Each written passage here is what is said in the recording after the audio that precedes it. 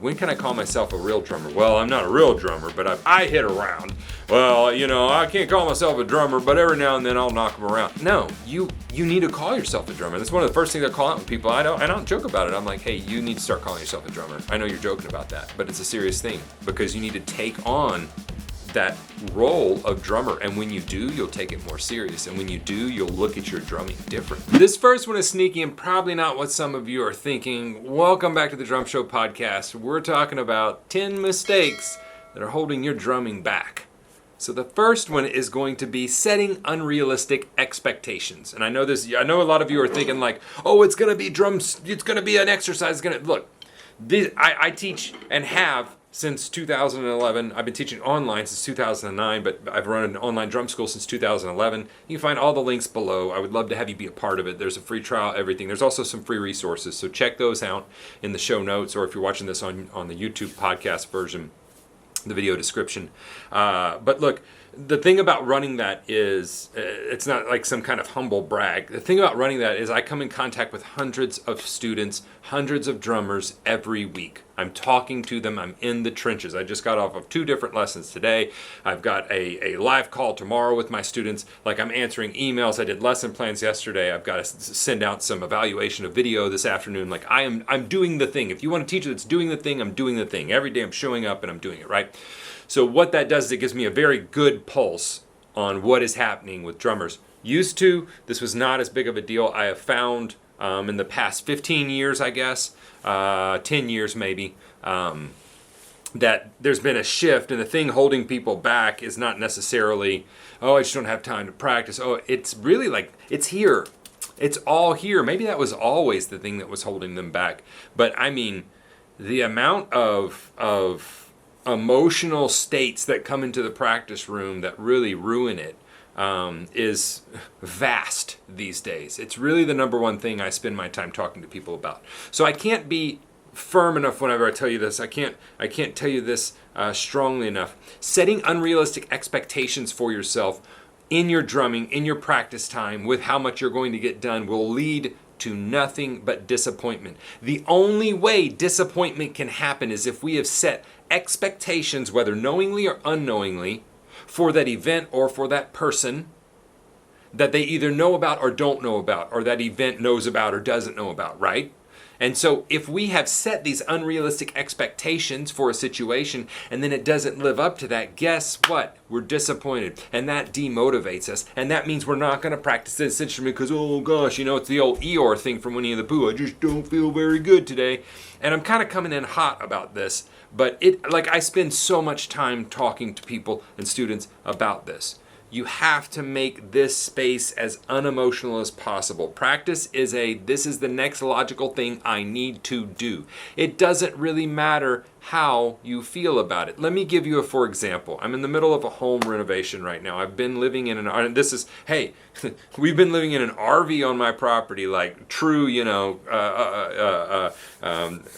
what is that, National Lampoon's Christmas Vacation when his brother comes to visit? We're roughing it. It is summer, it is hot, and we've been in there for over 4 months because it's been open wall studs. Like, it's been a deal.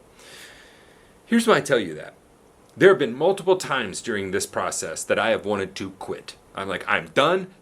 I don't want to live like this. I'm going to sell this house and I'm going to buy another one, right? But I don't have the choice. Why? Because we tore it apart. We got to put it back together. It's not worth anything till we put it back together, right? So I don't have a choice to quit this one. Also, my family needs a place to live. And. It changes how you look at the situation when you really don't have a choice to be all emotional about it.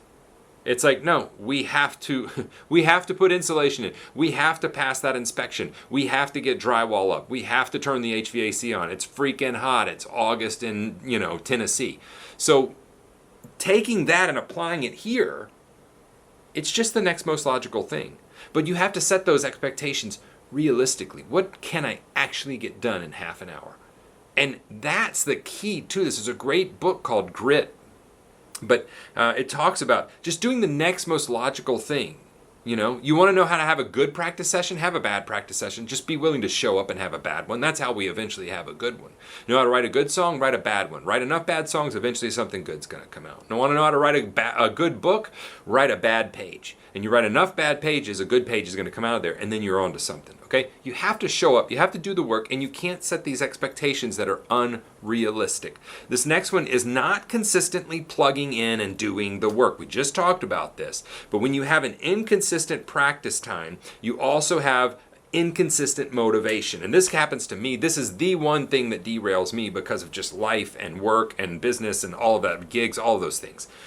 Not having a consistent time. If you can plug in and have a consistent 20 minutes every day, you are going to make more progress than the person that has an inconsistent hour here, hour there. I got 2 hours in this week, but it was only 2 days this week, and I didn't know what I was working on. And if you plug in 20 minutes a day, you are going to make more progress, even though maybe that person has put in more time on paper.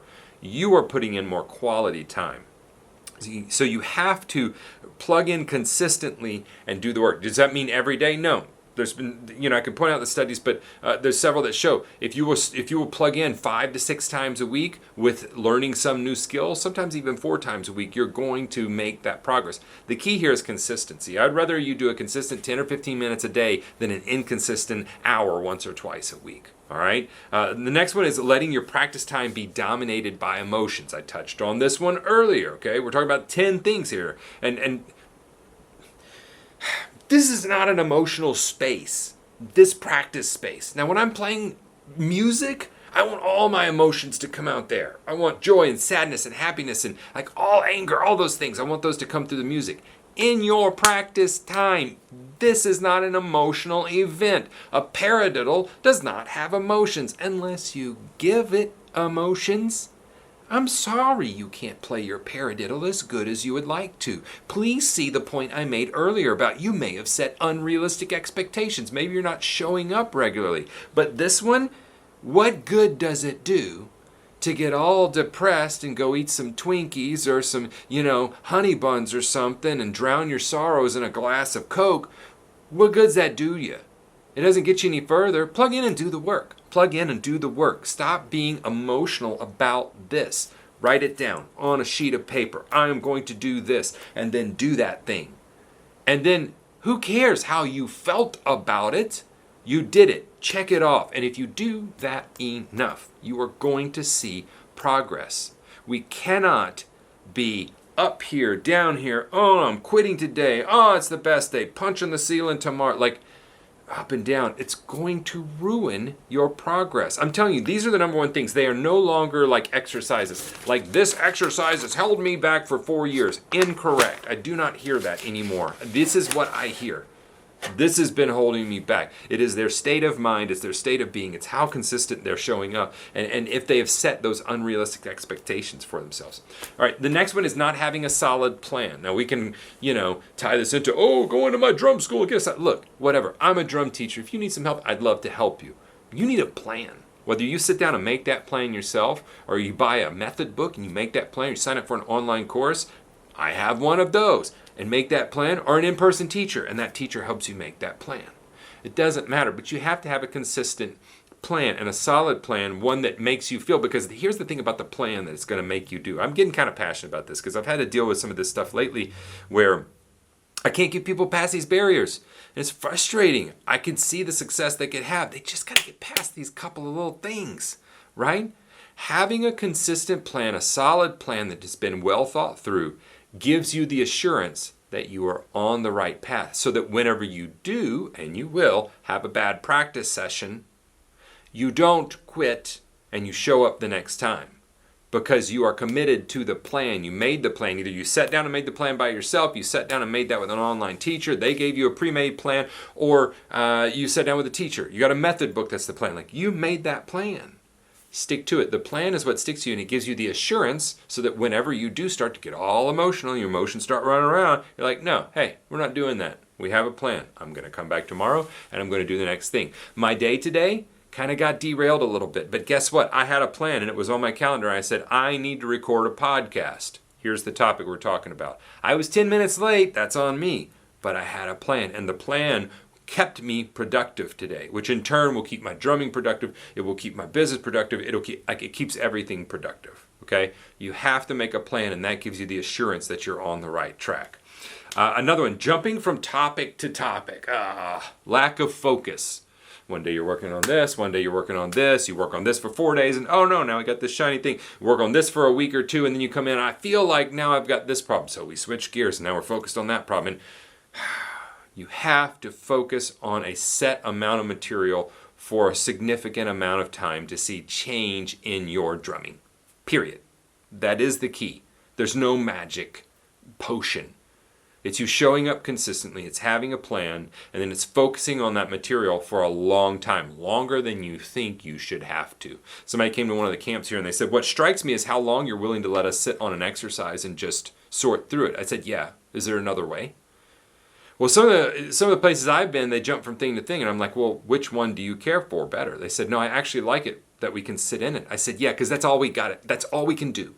We can only get in the mess and sit in it until the mess is fixed. That's the only way to do it, okay? I've got a daughter, and I comb her hair, right?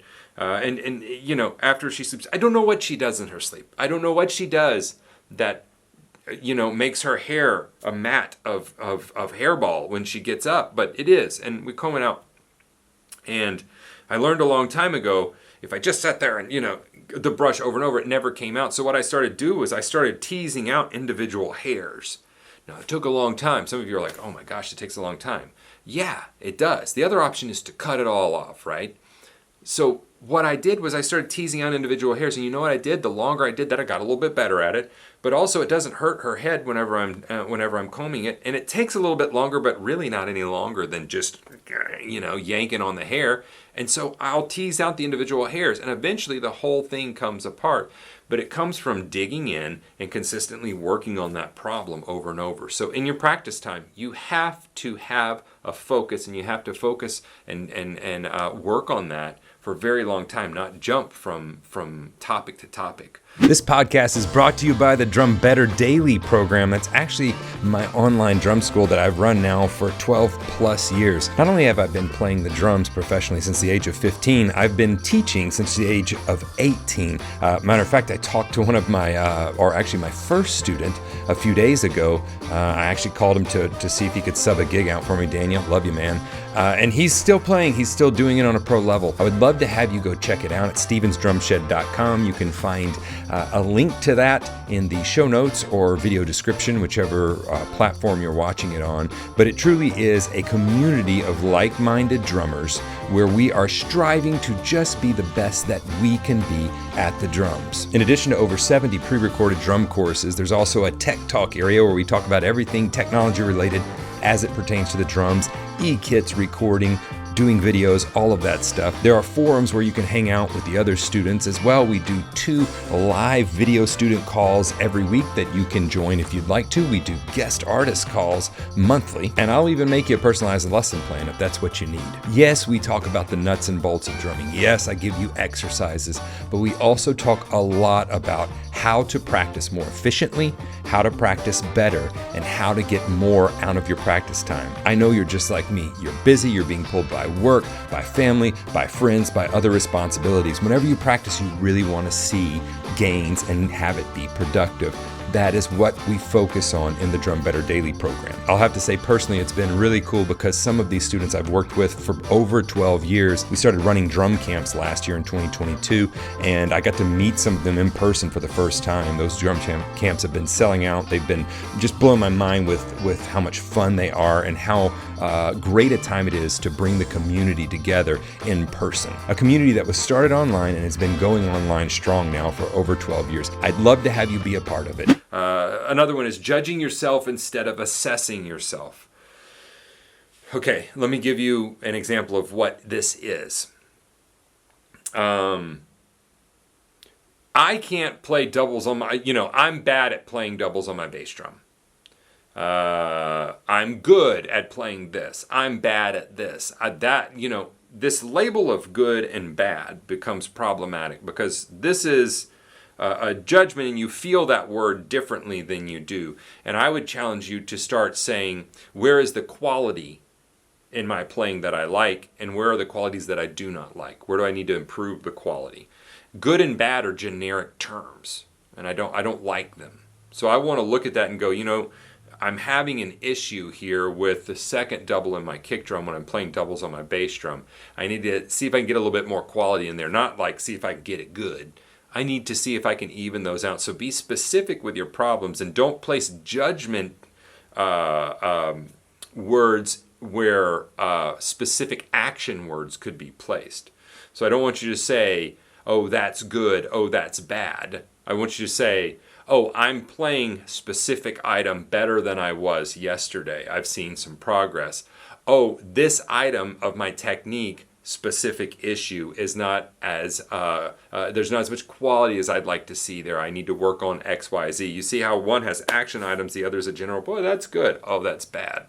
Okay, we don't want the good or bad. We want to understand what we're assessing. Judging something as, oh, pass, fail. Assessing something, and that's not how our drumming is. It's never really pass, fail. It's not a test here. Assessing something is going, where are the issues? Where do I need to work? What is quality? And I can leave it alone for a while. Then we can suss those out, work on those items, pass it off, and move on to the next thing. We want action items. We don't want judgmental terms that make us feel a certain way. Again, back to the feelings. Leave the emotions out of this practice space. I need you to plug in and do the work. You need to plug in and do the work. That's what you need, because that's what will move your drumming forward. Okay, this next one is comparing yourself to others. Now, I've heard people for years tell me, oh, it's good to go ahead and look at others and have a goal. Look, that's not comparing. Comparing yourself is looking at where you are in your drumming, in your journey, where you are physically, where you are in your life. Maybe you have kids, maybe you don't, where you are, and then comparing yourself to maybe a 12-year-old that has nothing but time and was born wealthy and has 18 drum sets and all time in the world and has the best instructors, and they plug in every day and they do the work. That's the part that they do, by the way. And then they did this 82 takes on this thing and cobbled all 82 together, and they finally have an acceptable version of this really hard song. And you watch that for 3 minutes and then judge yourself. And you compare yourself where you are based upon this unrealistic thing. Remember, setting those unrealistic expectations. Focus on your path, your journey. Use others to inspire you. I was driving just today, and I was actually listening to LCD Sound System for whatever reason, and it was really inspiring, the simplistic songwriting that had happened with this one song and how great it was. The groove was great. I was like, man, it was inspiring to me. I wasn't like, man, why could I write a song like that? It's not hard. It's so simple. They used very simple, like, why couldn't I have done that? I didn't do that. I'm like, man, that's inspiring. I've wanted to write all day because I listen to that. Use it as inspiration, but don't compare yourself to them. They're on their own thing. You're on your own thing. Do your thing. Next best thing, plug in and do the work. Have realistic expectations. This is the way, this is like Mandalorian. This is the way. The other one is not being able to handle the suck. I don't know if there's a better way to say that. Not being able to handle the suck. You are going to suck when you start. And I see this a lot for late learners and high achievers. A lot of students I work with are in their 50s and 60s. Some are retired. Some are experts in, quantum physics, and, they're doctors, and some of them are, biochemists and college professors. Very smart, high achievers, right? And they have a problem not being the best in the room. They can't handle the suck. They can't handle that they can't present their most hey, look, we spend our whole professional life going, hey, I want to present this there because that's how I make a living, or that's how I get work. You're going to suck. It's a new venture. And I've got things I want to do in my life, but honestly, I haven't started them because I don't have room for more suck in my life right now. Like, I'm bad enough at some of the things I'm attempting to do that I'd like to just okay, let's hold back some of the suck for later, like maybe whenever, some of the kids are in college or something, maybe I'll handle some more, things I want to learn that I'll suck at first, because we just will. We won't be great at it. But to me, that's the exciting part, is starting something new. And it's not going to be great. It's just a journey. We're traveling on that, man. You just have to plug into it. So you have to be able to handle the suck. You have to be able to handle not being the best in the room. I'm not the best in the room. You're not the best in the room. I can name off tons of drummers that they're not the best in the room, and they don't think they are. They just want to be better than they were yesterday. And that's what we got to focus on. Another one is thinking drumming and music is a destination instead of a journey. I hate to break it to you, but there's no destination. You're not going to arrive and make it. You've made it. Everybody said, oh man, whenever I make it, it's like, what? How's it feel to have made it? I'm like, I don't know. What are you talking about? You know, like, I don't know. I'm just sitting here in a chair. Like, what are you talking about? Well, all this stuff. Making it is an unqualified event, and it's something that doesn't happen. It's a journey, and sometimes we're going to have hills and valleys and curves, and we'll go backwards and forwards, and snow and summer and spring and fall, rain, dry. Like, it's a journey, and that's okay. Enjoy every stop of the journey. Don't let yourself get so down about, oh, I'm not where so-and-so is. So they started earlier. That's cool. If somebody starts, let's say I'm in Tennessee and they're driving to California and they start at 5 a.m. and I start at 1 p.m. Guess what? It doesn't matter how fast I drive in that car. I'm really not going to catch them up unless they're going like 10 miles an hour, right? Why? They left earlier. That's it. They left earlier, and if I'm going to stay within the legal confines of what I can drive, I'm not going to catch up with them unless they stop and derail themselves. Then maybe I can catch up. But it's a destination. It's not a race. It's not a destination. It's not a race. It is just a journey. It's a big road trip, and you got to enjoy every bit of it because that's going to motivate you to get on these things. Didn't mean to hit you. And play them, right? And this one, not accepting the label of drummer. And that seems to be a strange one for some of you. Look, whenever we start to play an instrument, we play the drums or do something else, yes, you're wanting to play the drums. But what you are really wanting deep down here is you are wanting an identity change. When we have a new habit that we have started, what we are wanting is to change that identity. Or maybe it's an identity we don't want, but we have an identity to take on with that. And the number of conversations I've had with people when they say, when can I call myself a real drummer? Well, I'm not a real drummer, but I hit around. Well, I can't call myself a drummer, but every now and then I'll knock them around. It's like, no, you need to call yourself a drummer. That's one of the first things I call out with people. I don't joke about it. I'm like, hey, you need to start calling yourself a drummer. I know you're joking about that, but it's a serious thing because you need to take on that role of drummer. And when you do, you'll take it more serious. And when you do, you'll look at your drumming differently. You have to walk in and go, I'm a drummer. And to be a drummer, do you know what you have to do to be a drummer? You don't have to play great. Guess what you have to do to be a drummer? Do things that drummers do. What do drummers do? Drummers play the drums, right? Drummers practice the drums. Drummers listen to music. Drummers talk about drum gear. Drummers sometimes own drums. Hopefully they own the drums. These are things that drummers do. So do those things that drummers do, and you can call yourself a drummer. And if you're not doing those things, well, maybe it's time not to call yourself a drummer. Well, I used to play the drums. That's okay to say. I don't do it anymore. I was hearing a business owner say, yeah, I used to be a business owner, but I don't own business anymore. So I can't really call myself that. I used to be an author. I wrote several books, but I can't call myself that because I'm not actively writing. It was very interesting to hear them talk about, I don't have that label on myself anymore. So what that does is that helps them not judge themselves for being a bad author, for not being a successful author. They can say, oh man, yeah, I had a time where I was an author and I wrote books and it was really cool, but I can't really call myself one right now because I'm not doing that thing. And then they said, I've thought about getting back in and open another business. Of course, then I could call myself a business owner again, couldn't I? And so accept that label. Again, these are just some things that I find myself talking to drum students about every day.